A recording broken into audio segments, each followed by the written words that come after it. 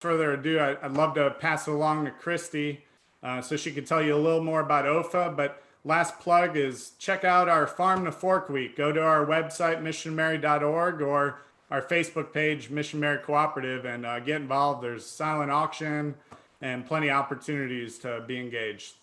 Thanks a lot for coming on the tour, and hope to see you all in person soon. Thanks, Mike. Hi, everybody. My name's Christy. I work for the Ohio Ecological Food and Farm Association. And as Mike said, this is really exciting to be partnering with Mission of Mary to do this tour. OFA is a group of both concerned citizens and farmers. We're a big tent that covers both. But we're all working together to cultivate a future where sustainable and organic farmers can thrive, survive right now during COVID.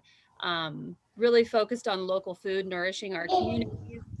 And every single day, we're working to put agricultural practices together that are protecting and enhancing our environment. So, Mission of Mary's just about to show us putting that all to work.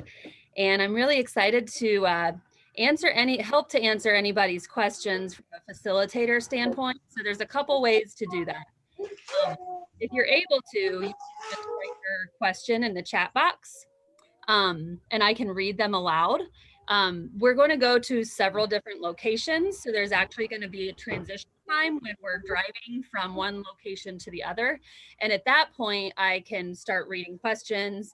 If there's something that's really, pertinent to where Stephen is, at the moment, I'll go ahead and interject the question. So use the chat box for questions. Otherwise, I'm going to have everybody on mute. I'm also going to turn off everybody's cameras. That helps with our bandwidth to keep the tour running. So without further ado, I'll go ahead and turn it over and be happy to facilitate questions along the way.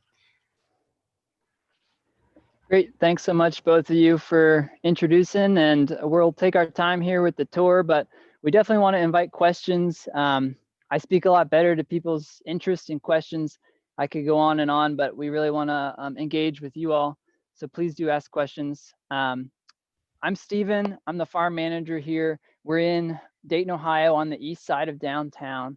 We're about a mile east of the downtown core, and we're in a lower income neighborhood that has some opportunity, low opportunity, and some challenges around that.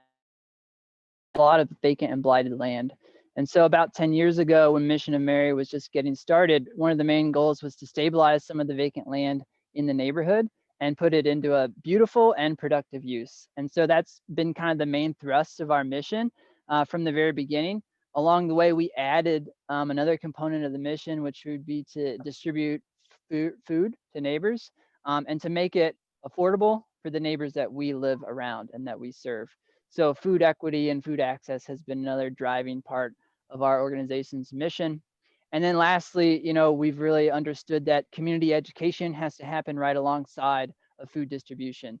You can't really solve, the whole issue of hunger or lack of food access without addressing like some of the knowledge gaps and some of the habits and inspiring your neighbors to also cook with this produce. So a lot of our community education programs I can speak to at the end or whenever folks are interested, but those have been great for engaging with our neighbors and getting more people interested.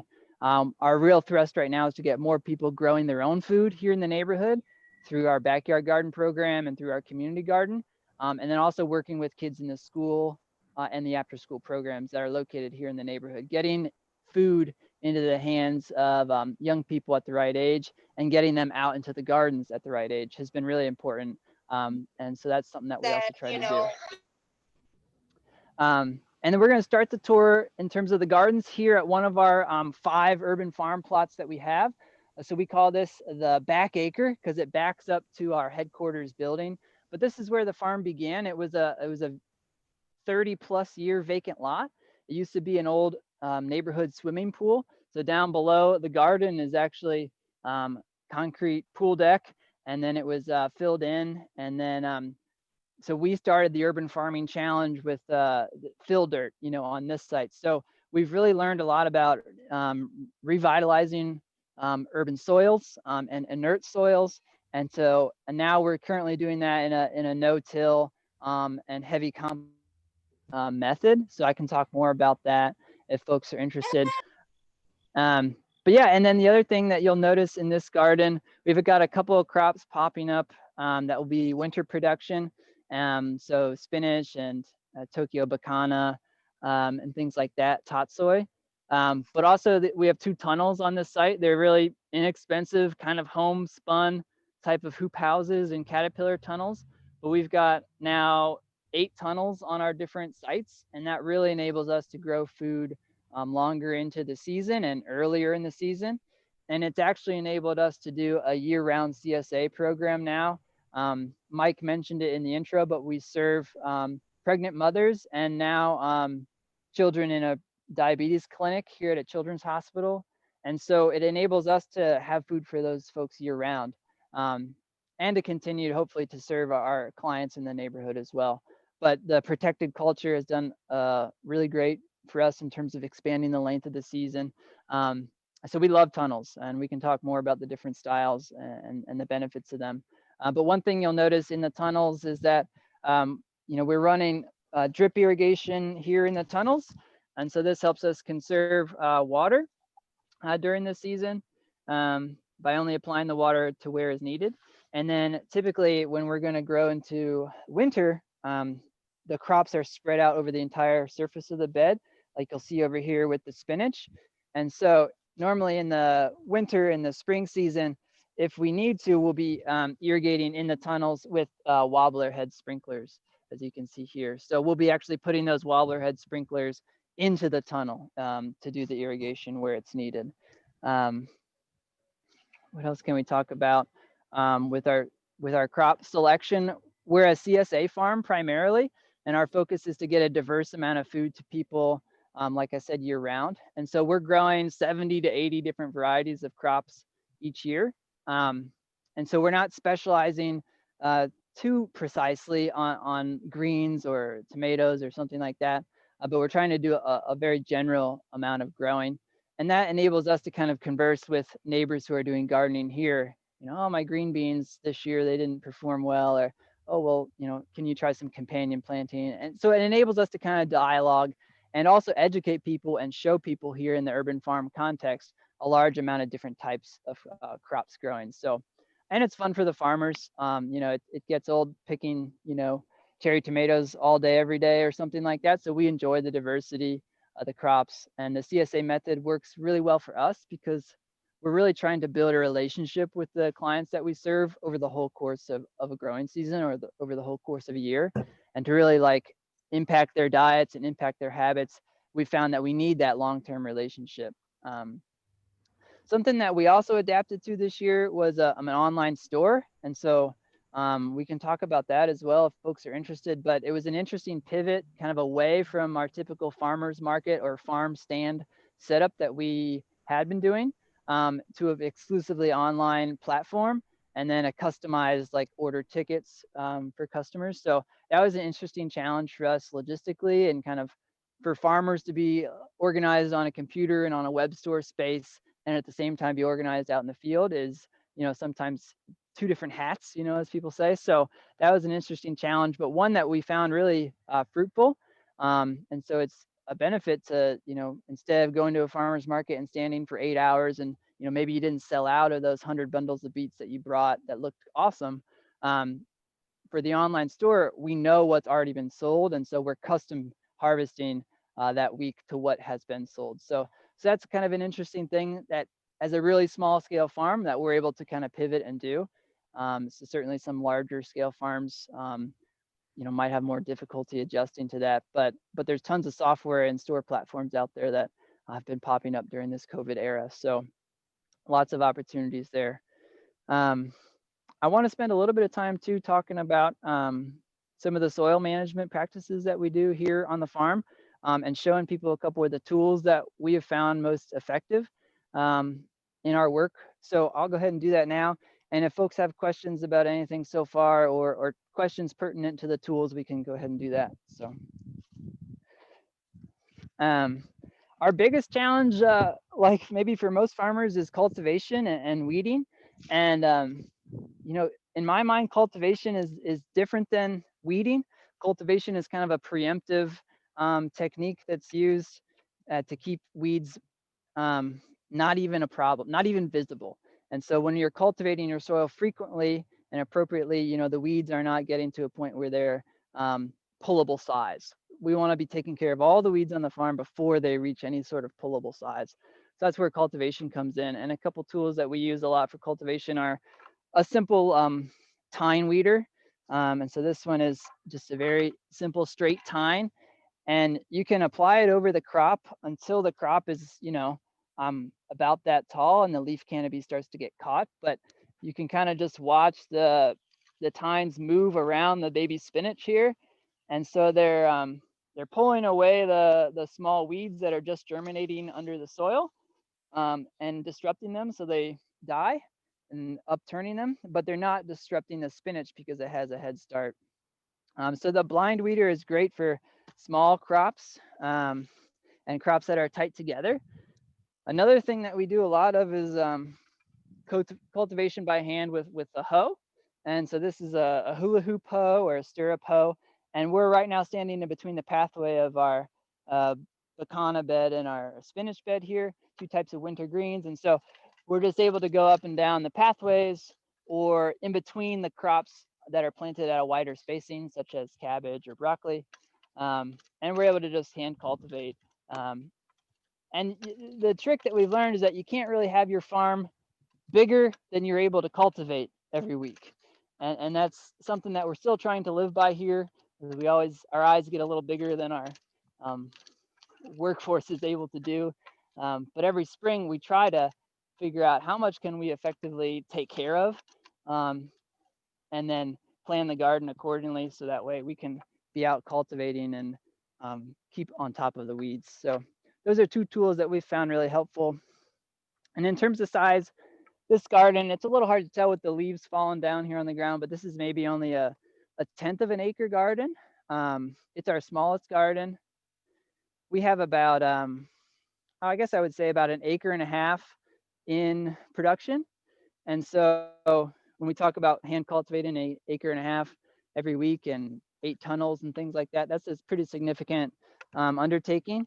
And so we utilize intern workers here on the farm and 2 full-time staff members as well. And so being an urban farm, it's an interesting way to engage a lot of people in the process of growing and raising food.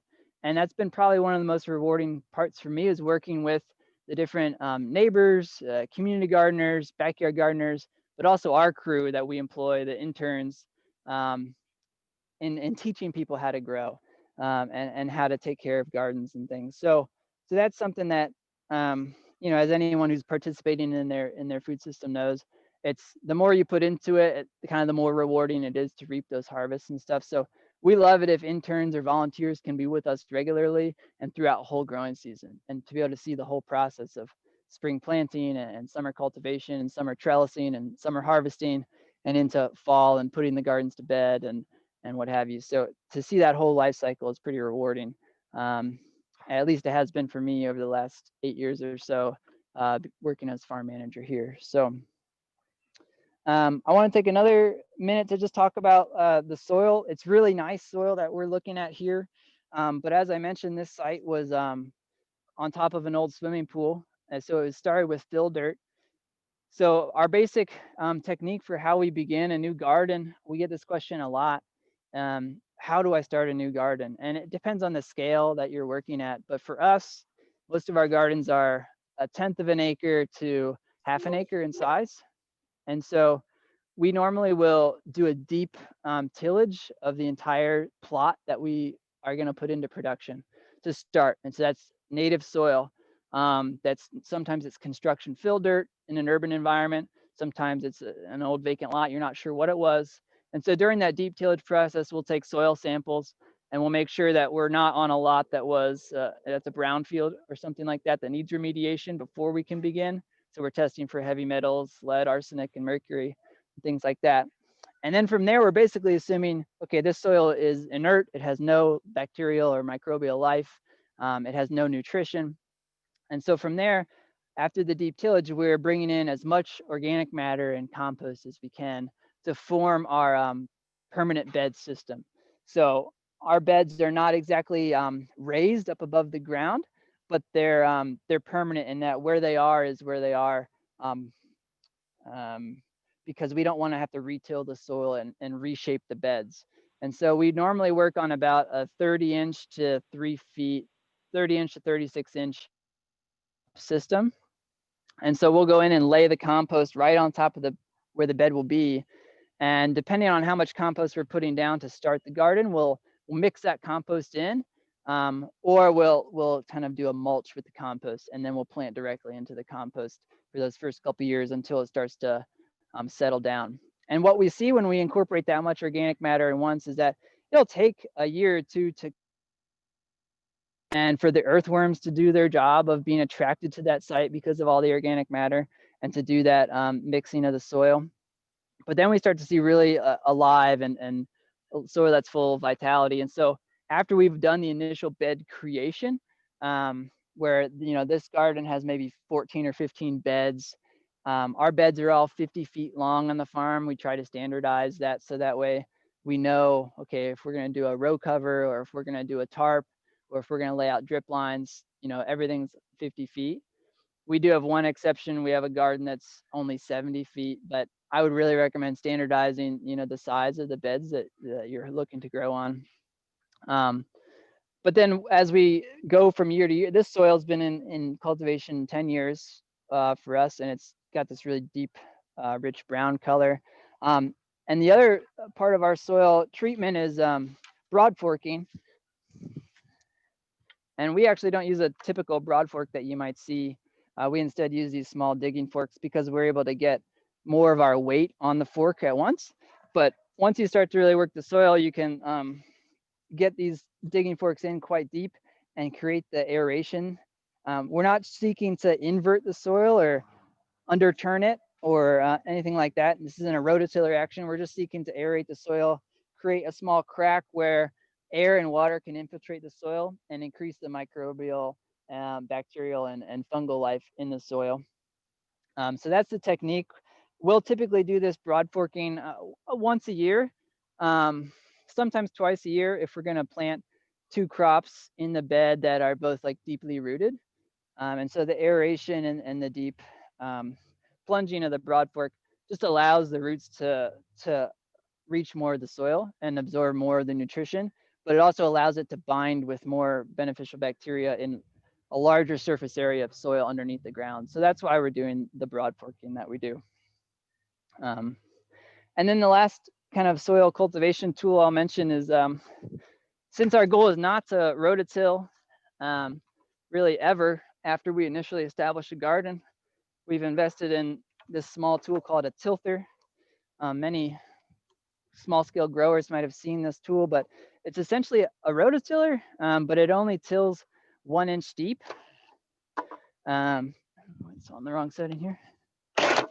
But this allows us to get the effect of rototilling, but only till 1 inch of the soil. So we get a really nice seed bed that we can then put directly seeded crops like spinach or bacana into.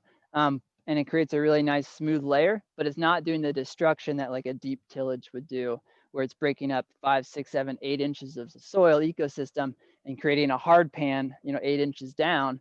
This is really just gleaning the surface of the soil 1 inch deep, providing just enough real estate for us to make a furrow and drop seeds.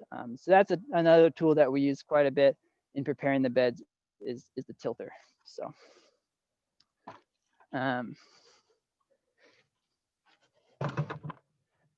One last thing I'll mention about this garden is kind of behind us.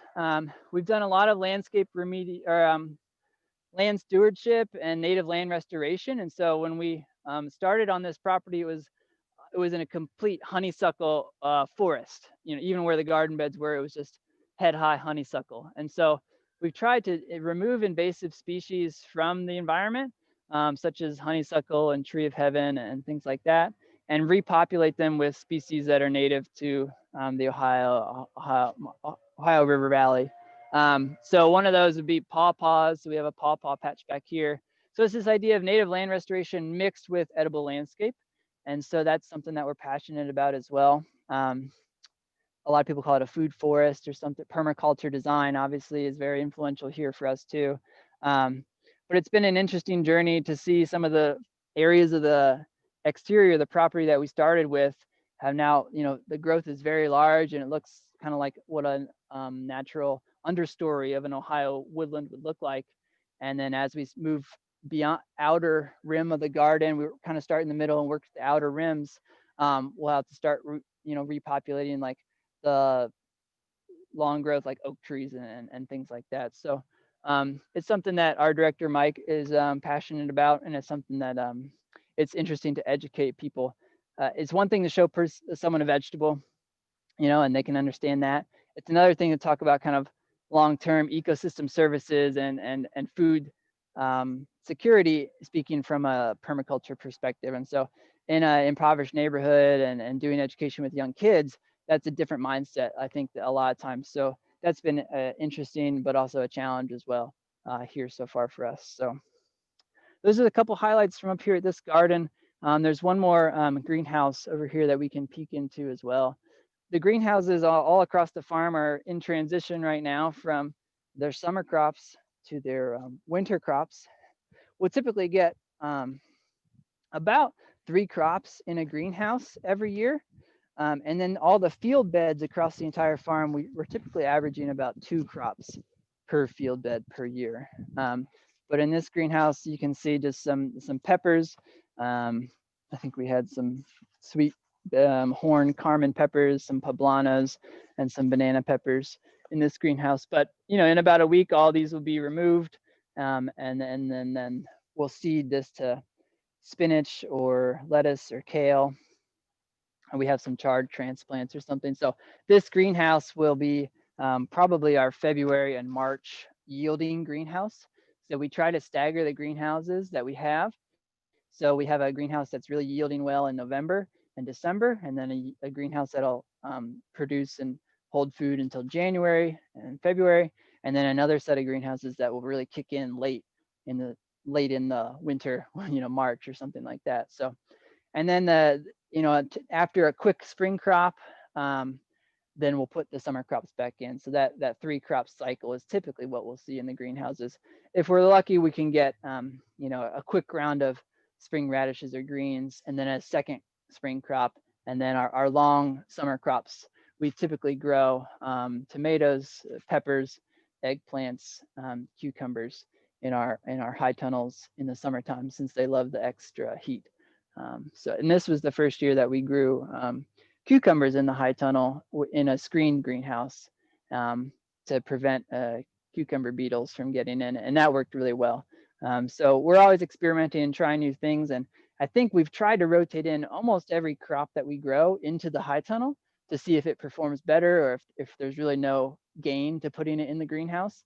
That's something that's fun to do, and we've basically learned almost everything grows better in the protected environment. Keeping the wind off of it and controlling the amount of water that the crop receives really improves its life cycle and its growth habit, and it grows much faster, especially in the spring. It's a crazy difference in the spring how fast things grow in a greenhouse versus out in the field. We'll have a stand of lettuce or spinach, and we'll cut it completely, and then by the 7 days later, it's full again and it's ready to be cut again. So we really notice the benefits of the caterpillar tunnels and the hoop houses in the spring, and then again to extend the season in the fall. So, yep. We're going to pack up our tools real quick and head down to our headquarters property, but we're going to walk through our caterpillar tunnel here. This year was an experiment. We wanted to try growing some natural plant dye plants. So Larissa can show the camera at some of the marigolds that we grew to test out. Can we dye crops, or can we dye fabrics with marigold?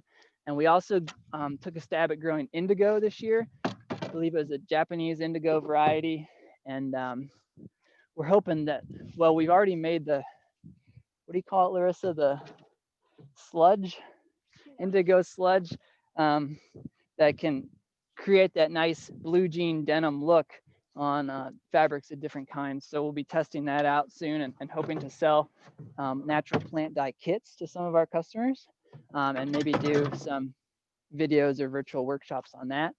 And then a couple other flower species that we tried this year were Black Knight Scabiosa and Tango Cosmos, which are the an orange dye. So it was a fun experiment. And are we going to do it again next year? Maybe not. We'll see. We'll see. If folks have questions now, that would be a great time, as we just have a short walk here to the headquarters building. Christy. Okay. Sure. Well, I'll start off with the first compliment that I'm sure most all of us would agree with. It's from Barbara Bell, and she says, "Love to see that rich black soil in Ohio. Keep up the good work."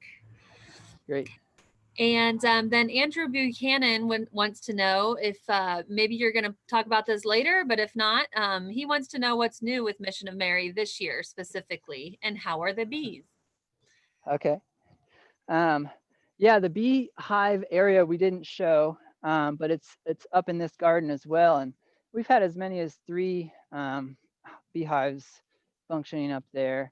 And we took a break for the past 2 years. We're hoping to attract a local beekeeper who would want to place some hives here that we could utilize for an educational resource. We've realized that bees are maybe a little bit out of our expertise and our time commitment ability. So that's something. Urban bees are very interesting, and we'd love to show them off to the. We normally have about 1,000 visitors here at Mission of Mary every year, school field trips and things like that, but we haven't had that this year due to some of the COVID limitations and things. So bees are it was always one of the highlights of the tour, as are kind of our backyard chickens that we also have. Yeah, that's the status on the bees. And maybe some other new and exciting things going on. I think Mike mentioned it at the very beginning, but we were certified as the first business in a Dayton area to be energy net zero. So we can pan up to the solar panels up on top of the building. It's just an 11.5 kilowatt system, but it's able to produce all of our electrical needs over the course of the year. It averages out a net zero. I'd say that's probably only the case because we also have a geothermal heating and cooling system in the building that we installed as well, and that those electrical, or the electrical service provides everything we need for the headquarters building and our garage property, which we just parked those tools in. So those are a couple new things. We're also hoping to expand our backyard gardening program for folks in the neighborhood. We've installed close to 80 backyard gardens in East Dayton, and those are 4x8 raised beds that we bring to a family's home, and then we bring all the compost and soil that they'll need, and then we give them tools like a shovel and a rake and hose and things like that. And then we've also been intentional about bringing every spring for all 80 members, we're bringing seeds and seedlings that we've propagated to those families so they can get a jump start on their gardening every season. And so that's been an awesome program, and then neighbors just keep kind of spreading the word about it, and folks want more of them. So as fast as we're able, and as much as we're able to receive some of the grant support and donations that we need to run that program, we try and do it. So we're both a farm and a community education nonprofit, and so it's sometimes interesting to balance both of those hats during the busy growing season. We're trying to grow as much food as we can, but we're also trying to get as many people engaged and involved and educated as we can. And so another thing that we're hoping to do here soon would be to hire a more full-time education professional who can work with the neighborhood on a full-time level as well. So right now our staff's kind of limited to the farm crew, and then what we're able to do in our extra time and what interns and volunteers are able to do in our extra time. That's our neighborhood impact, but we'd love to solidify that a little bit more. So speaking of seedlings, we'll kind of show off the propagation nursery here real quick. And then this is where the crops begin their life in the propagation nursery. And then we'll show the wash pack facility where the crops kind of finish their life here, and then they go out to customers. But this nursery has been a huge benefit for us because we're able to grow the, I don't know, 40 or 50,000 plants in the springtime and in the fall that we need for our operation, but also for our plant sale and our neighborhood plant giveaways that we do. So it's a really important part of our mission to get other folks gardening, like I mentioned, and obviously to get our seedlings ready to go out into the gardens. And so, you know, it's not the most glamorous of spaces, but it really does the job well, and it's attached to our headquarters building as well. So it serves as a solarium where we're getting excess heat units put into the building during the winter and spring, which is nice. So it shares some airflow. And then the summertime, you know, the sides come off, and we work on ventilating the structure because it gets quite hot in here in the summertime. But we don't have really fancy systems. I mean, we make our own potting mix, and we use standard 1020 plug trays. We do have a custom built germination chamber that we like to utilize as well. And so this will plant the seeds, and then they'll go into the germination chamber, which has a thermostat on a crock pot. And so we'll just keep a nice, humid, dark environment in here for sometimes as little as 1 day, sometimes up to 3 days. And the seeds will pop and germinate, and then they'll come out and go into the natural sunlight here in the nursery. So it's a great space. And then from here, the seedlings will go outside to our other hoop house or to some tables and harden off before they're ready to go out into the fields. So that's the nursery. And we'll go quickly inside to the wash pack facility as well. This is another thing that we're hoping to expand upon here at Mission of Mary. This year we grew and distributed about 57,000 pounds of veggies, and this space is very small that we utilize, and our walk-in cooler is very small. And so we would love to be able to expand the infrastructure and get a bigger space, but we'll show you what we have for now. Stephen, Jamie would like to know, do you propagate all your seeds? Yes. I mean, there's definitely crops that we direct seed right into the ground, but in terms of all of our transplants, we grow those ourselves. Are there other questions about the nursery? No, that was the only one. Okay. Veggies are coming in normally by minivan because we're going to different gardens throughout the community here. And then they're coming in and they're getting washed by any one of various different techniques that we have. We have a spray station outside, or we have, in here we do our bubbling with our jacuzzi pump, and so that we can wash our salad greens in here and then put them in the salad spinner, and then we can bag and process the veggies over here, and then the crops end up in this walk-in cooler behind me here. So like I said, a small space, but one that has been awesome for our growth over the past 3 to 4 years. Our CSA program has grown from about 12 members our first year to now we have about 110 members, plus the 87 mothers that we've served at the doctor's offices this year. So a really big growth in our CSA program, and there's no shortage of demand, you know, here in Dayton for fresh, quality produce that we're able to grow. There's a number of great farms in the community, and we partner with some of them, but it's unique to be in an urban setting and distributing to customers who live right here with us. So we offer a subsidized CSA program where some of the customers are paying a reduced cost for their veggies, and some of the customers are paying a full price plus a donation to help us subsidize that cost for the other members. So it's a really cool kind of symbiotic relationship that our CSA customers know that they're in with each other. So that's really cool. When they're signing up, they know they're helping to support a family here in the neighborhood to afford the same food. And then on CSA pickup days, it's a very diverse crowd that comes through and gets their veggies, and we wouldn't have it any other way. It's great to be able to serve folks right here in the community and serve our friends and family from all over Dayton. So if there's not pressing questions here for the headquarters, we're just going to drive to the next garden. So we kind of invite you guys to just ask some questions along as we drive for a minute or two to the next site. So I'll take the time just to read what Mike Schultz has added in response to Barbara Bell's compliment of that healthy looking dark soil. And he has just said, you build up that organic matter with sweat equity over, and this is over a decade now.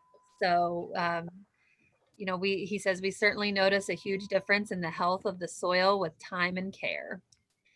Yep. So that is worth saying out loud. I'll say if anyone is having trouble using the chat box and you'd like to unmute yourself to ask a question, you're welcome to do so. With that being said, a couple more are being typed in here for you, Stephen. Wonderful. Amanda Parsley has asked, what do you have the most success doing, direct sow versus starting in the nursery? Yeah, we definitely prefer transplants, especially for our longer season crops like tomatoes and peppers and cucumbers and things like that. And even summer squash and zucchini, we start by transplant. We early on, we had a lot of trouble with squirrels digging up and messing with our freshly seeded crops. We sometimes combat that by putting row cover down over the direct seeded beds and things like that. But now we've kind of gotten to a point where we standardized, we only grow root vegetables and baby root vegetables and small leafy greens by seed. Everything else is done by transplant. And that kind of helps us standardize and kind of expedite that process. So, but in terms of home gardener scale, it's partial trial and error. And then if it doesn't, it's always best to try by transplant. But if it doesn't go well, you can adjust mid-season and direct sow something. So. Okay. And then I'll just interject this for anyone who's not able to read in the chat box, but Andrew Buchanan has asked, has there been any major changes in the neighborhood in this past year? And Mike Schultz has offered that one of the new developing commitments Mission of Mary Cooperative has made this year to continue our commitment to sustainability and being good stewards of the environment is that Mission of Mary has conducted a greenhouse gas inventory, that's GHG, and they would like to become a carbon neutral operation in the near future. So hopefully Mission of Mary can show how sustainable urban agriculture can be a carbon sink for inner cities. That's really cool. Yep. One other change that we've noticed in the neighborhood here is with school kids having an odd schedule this year and more folks being at home, we've noticed a higher amount of people outside in the neighborhood and walking around. And this property that we're standing on is called Lincoln Hill Gardens, and it's our most expansive space. It's a 5-acre piece of property that is being co-developed by a partnership, and we're just urban farming on one portion of it. But there's definitely been a lot more neighbors out and about using the green spaces. They're limited in the neighborhood, but we're trying to develop this particular site to be a really dynamic community space and green space. So one thing that you can see here in the foreground as we walk is the community garden rentable plots. And so we've had 100% community rental rate the last 2 or 3 years, especially among the refugee population that we have in Dayton. They're very tied to agriculture and growing some of their crops from back home. And so we've learned a lot from some of those folks, what varieties of eggplant and aubergine, they're growing versus what we're growing. And greenhouses are a little bit foreign to them. And so they see our greenhouses here at the site and they'll have a lot of questions about that. And growing in the cooler season and in the spring, they're used to, these are mostly East and West African refugees. And so they're used to a very long, hot growing season. So it's a little different for their growing season compared to ours. But it's been a really fun relationship to develop with community gardeners. This site at Lincoln Hill, we have over 40 fruit trees planted. And so these will hopefully become, fruit producing trees for our CSA and for distribution in the neighborhood. And then we also have some kind of demonstration or experimental trees as well. We had some figs, some different types of cherries and plums and persimmons as well. And so those are, when we have community events up at this site, which we frequently do during kind of non-COVID era stuff, especially. We like to show and tell the different types of trees that people can grow in their gardens. And we've even envisioned a program where you get a backyard garden and you get a backyard or a front yard fruit tree. And so how can we start to create more, edible landscape in the neighborhood, and especially with fruit trees, people get excited about that. So that's something that might have legs in the future as well. And then dominating the landscape over here are these three larger high tunnel structures. They're 30 feet wide, and two of them are on rolling caster wheels, and they have a silver track that lays on the ground that they can roll down. And so we're only utilizing them in two plots, like plot A and plot B. And so we'll move the greenhouse every fall. And so what we're doing right now is we're growing baby carrots and lettuce and green onions in this plot. And as soon as the hard freeze comes and the cherry tomatoes and Roma tomatoes that are inside the tunnel bite the dust, we'll be able to cut those tomatoes down and then roll this entire greenhouse over this plot that we're standing in now. And so it's an easy way to make sure a high tunnel kind of always has production coming out of it. And it's a cool way to, these are the two greenhouses that will really carry us, at least some of our production through November and December, because the crop is already established for the most part. And we're simply rolling the greenhouse over to extend that production season and kind of protect that crop. We can go over to the other greenhouse, and it's the same story over there. We've got a bunch of carrots. So winter sweet carrots are my favorite crop, I think. When the cold weather starts to come, they really get a lot sweeter because all the sugars from the green tops head down to the roots. And it's really delicious. And we got some chard and kale as well in this tunnel. But we'll do the same thing. We'll roll this greenhouse over this plot here in the next week or two, I would say.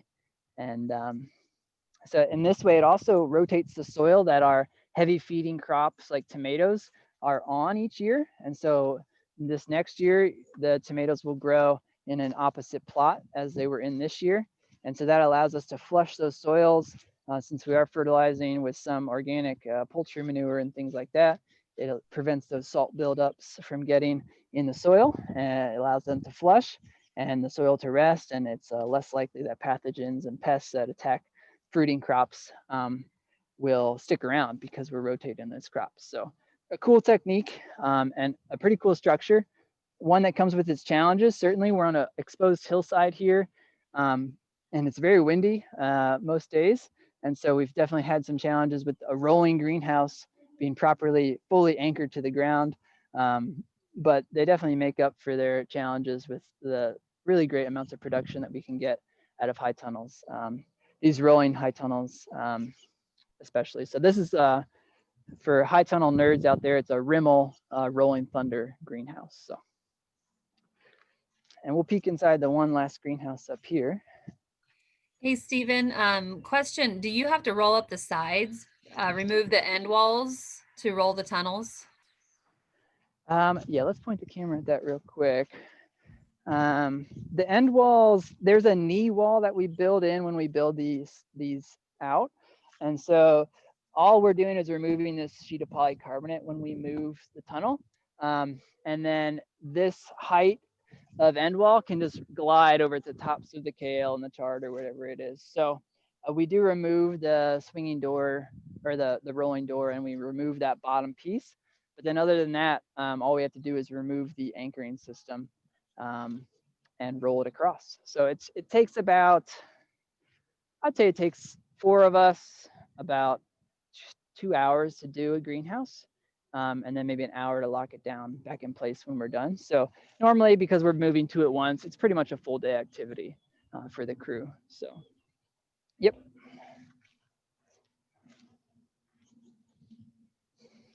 This last greenhouse is freestanding. It's not movable. It's more of a traditional one, and it's still in the process of transitioning between winter crops and summer crops. So this was our red pepper house this year. But over here you can see our spinach, one of our spinach growing areas. Our most challenging weed in the wintertime, I think for many high tunnel growers, is chickweed It's seen here. And the other most popular weed is tomatoes. So when you grow tomatoes and then the tomatoes drop or rot, you get baby tomato plants and they become a weed. I think we forgot to feature it, but we normally harvest greens in the wintertime and springtime with our quick cut greens harvester. And so we'll just roll it across these beds once the spinach is mature.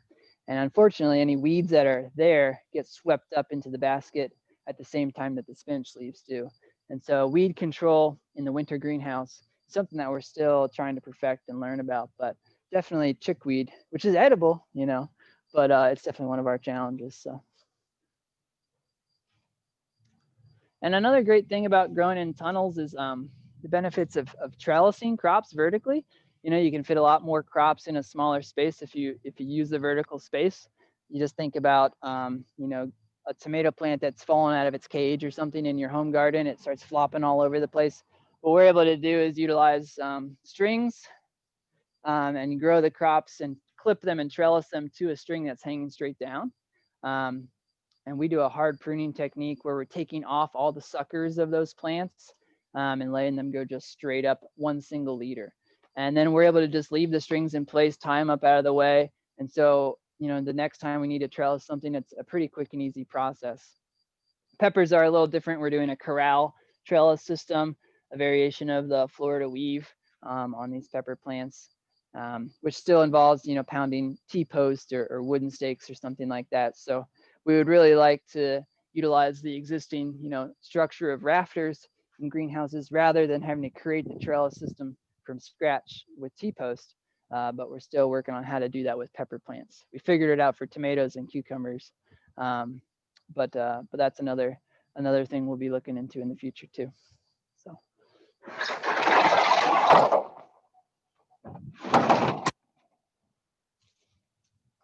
We're gonna probably be transitioning to at least one more garden space, but as we drive, if there's more questions or conversation to be had, we'll go ahead and do that. Okay. You know, I think this is worth saying out loud too. So Andrew Buchanan's just kind of got another neighborhood question, which Mike has addressed. And Andrew had asked, is there any interest or engagement from other areas in Dayton to start an urban garden in other neighborhoods? And Mike, you know, he kind of reiterated what you had mentioned about more folks walking the neighborhood and noticing more folks in the neighborhood gardening. Um, so the food security and access needs have only grown, as we know, due to the pandemic. And Mike says he doesn't know the exact data year to date, but he has a sense there's similar levels of gardening compared to the World War II era of victory gardens. This is so interesting to me. Mike adds, Ohio nurseries typically sell about 6 to 7% of their nursery stock via vegetable plants, and about 1 to 2% of their revenue comes from vegetable seeds. In the COVID era, they have over doubled those sales numbers and could not keep up with the demand. Over 20% of Mission of Mary's neighborhood does not have transportation. And so MMC made vegetable plants and seeds available along with resources to help them grow their own food. Awesome. And there's definitely a large amount of community organizations and other community gardens and urban farms in Dayton that are doing similar work to what we're doing.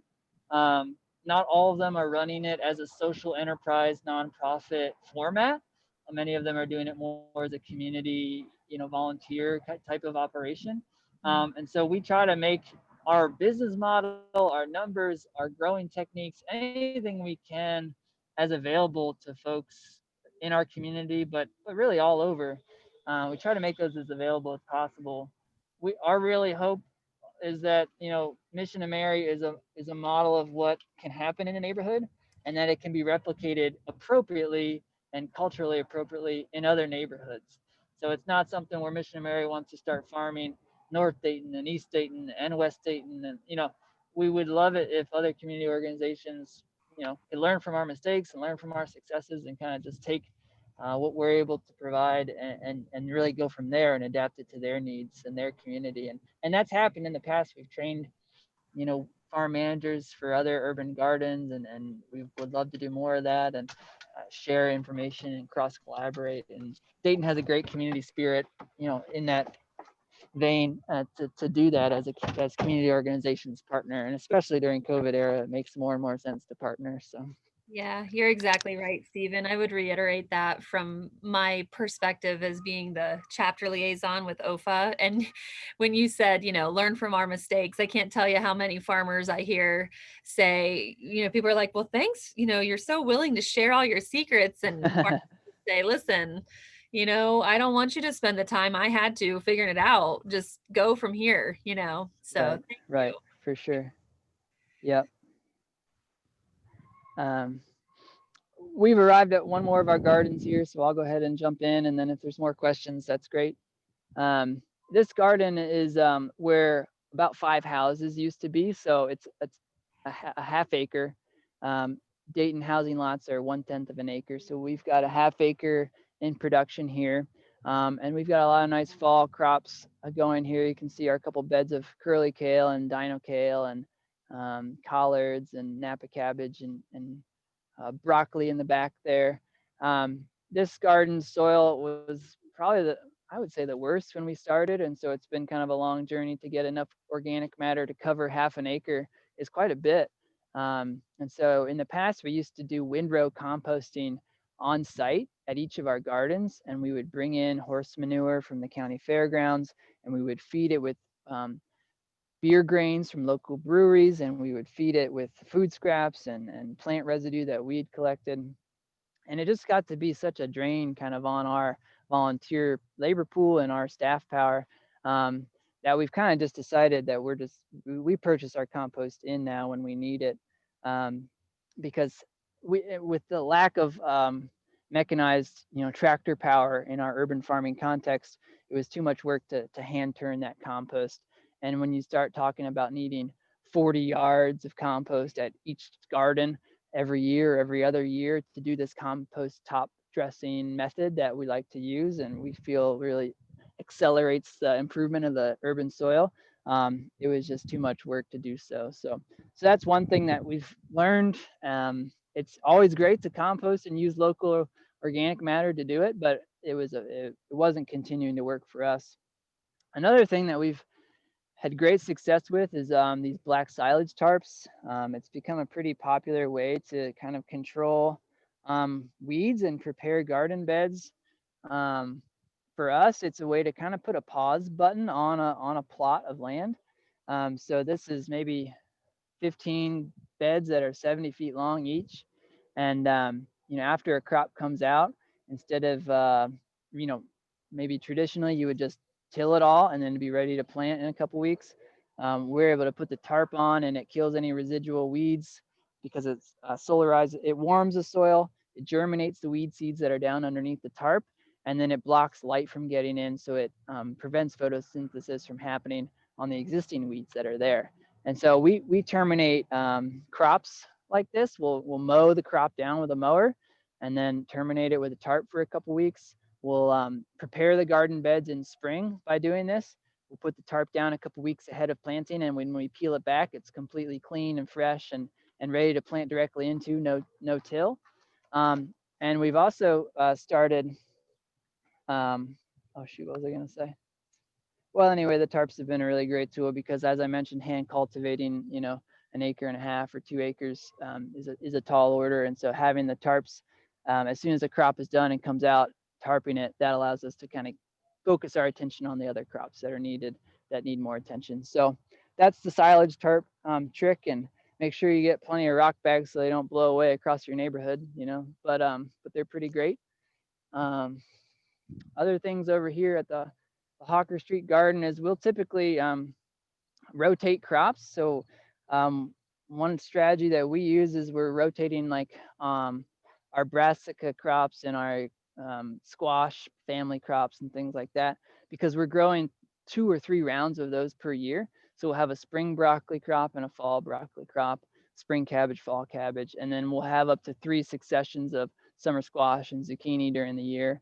And so it's important for us to, okay, this 10 block of beds, these 10 beds are broccoli in the spring. They can't be broccoli again until they get, a compost top dressing or a year goes by or something like that. So to try to rotate those crops. So part of the crop planning and things like that that farmers need to do, even in small scale ag, is important. And for us, it's unique because we have 5 separate farms. We can bounce these crop families around from one garden to another very effectively. So one perk of having an urban garden that's spread out over 5 plots is you can do that. There's a lot of negatives like dragging tools around and loading up minivans and dragging your food back and forth. But it's also an opportunity for us to get to know neighbors in each different part of the neighborhood. So having 5 different farms, we get to communicate with, the Hawker Street neighbors, and then we'll go over to the Xenia Avenue neighbors or the Steel and Clover Street neighbors. And so that really now allows us to be everywhere in the neighborhood, and everybody kind of knows the Mission of Mary Garden people. And so that's a cool relationship to have with the neighborhood. And we've had neighbors tell us like, you guys are the reason I didn't move away. It's because you guys put a garden in. And we've had neighbors tell us, I moved to this neighborhood because I know you guys are taking care of the land, and that means something to me.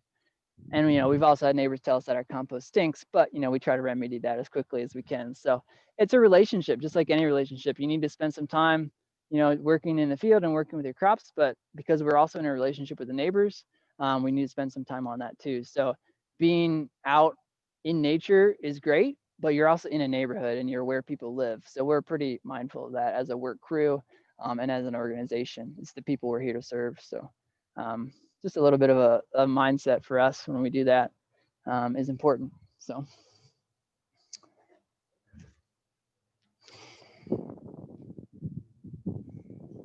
Yeah, Stephen, on the theme of neighborhoods, Jamie had just offered a comment. The more people that see and witness the urban gardens, the more interest it will create. We definitely need more throughout the area. And then another question regarding the black silage tarps. Where do you get those, and how long do they last? Yeah. We purchased these black tarps from a company called Farmer's Friend. They have a couple different standard sizes. You can certainly cut them to customize them to almost whatever size you need. And they are UV treated, so you have to make sure you buy silage tarps that are UV treated and can last many years. We've had these tarps 5 years now, and they're still completely fine. We expect them to last 10 to 15 years, longer than a greenhouse plastic would for sure. Yeah, they're a great tool.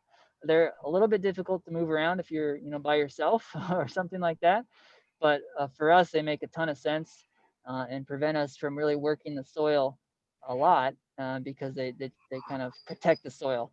One last thing I'll mention about the silage tarps is that it's basically another way to make sure that erosion and things are not happening over the winter as well. So as long as you're covering your soil in some way over the winter, mulching it, adding a fresh layer of compost, putting a cover crop down, leaving crop residue stubble behind over the winter, putting a silage tarp over the top, we really try to make sure our soil is protected in some way over the winter season. Because we're on urban plots, we benefit from street sewers and drainage that's kind of planned out by the city. Sometimes in rural areas, you don't get that and you get a deluge or a flood or something. But that's just a benefit for us. But it's also important that we protect our soils and don't get runoff between our beds and nutrient depletion and things like that. So. Okay. If anyone wasn't able to type in the chat box and would like to unmute themselves, you're welcome to. If you have any questions.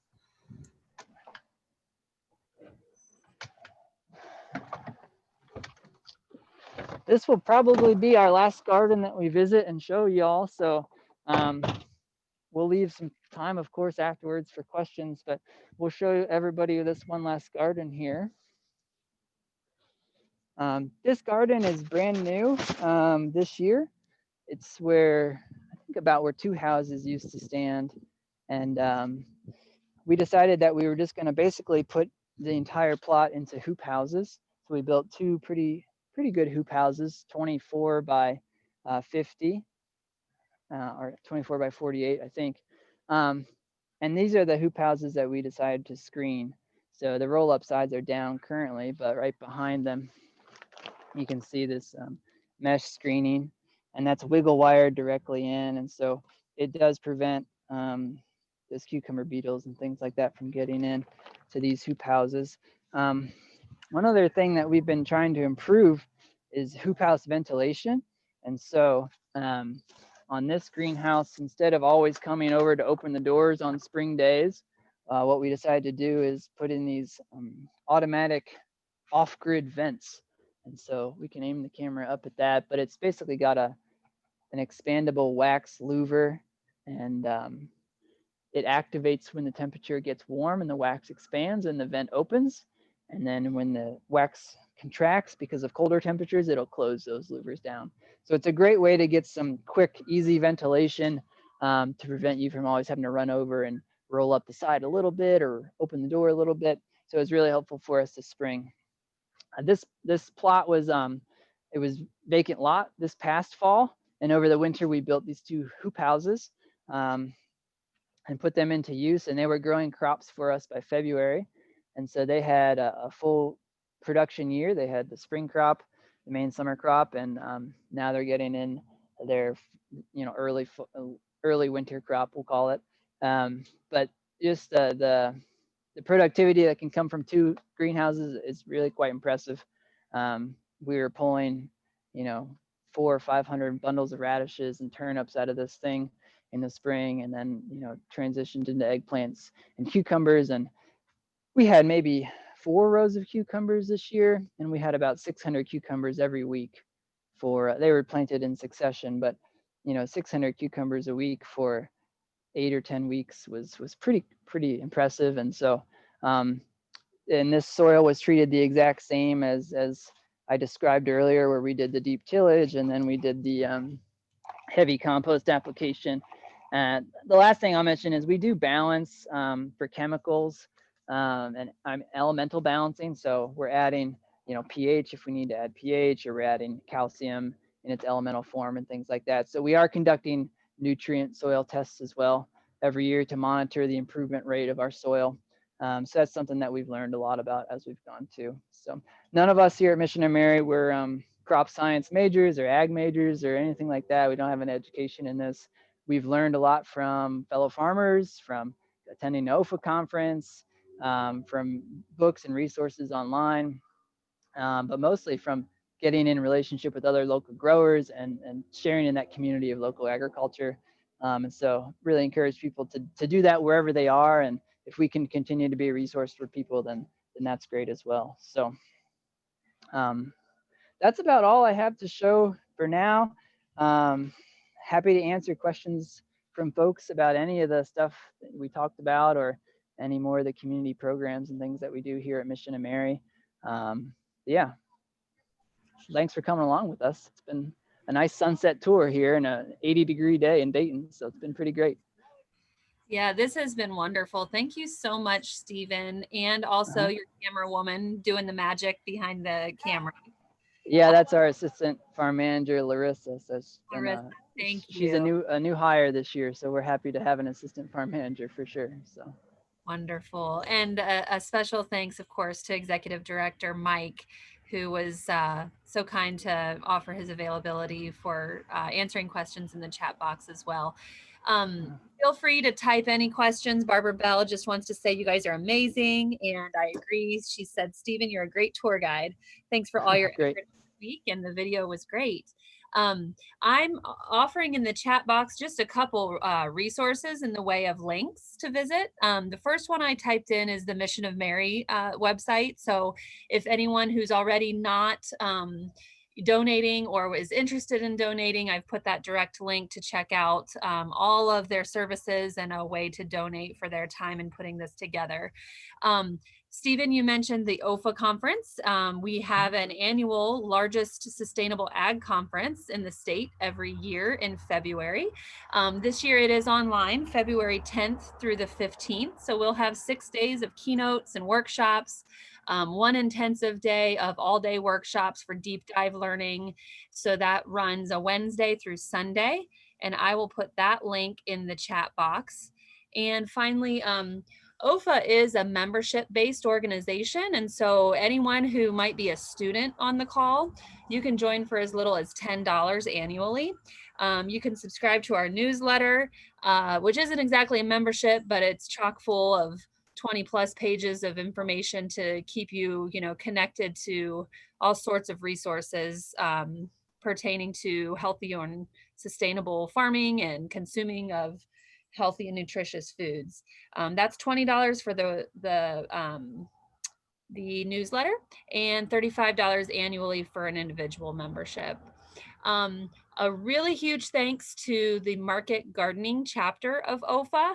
OFA has 10 chapters, and the Market Gardening chapter president Lisa Helm helped connect me with Stephen and Mike to put this tour together. So the Market Gardening chapter gets together throughout the year to keep people networked in ways such as this, through tours, through Zoom meetings, and in person when we can do seed exchanges and things when we can get together when the world gets back to normal. So I'll continue to type all these resources in the chat box, and if anybody else has questions before we go ahead and type them in.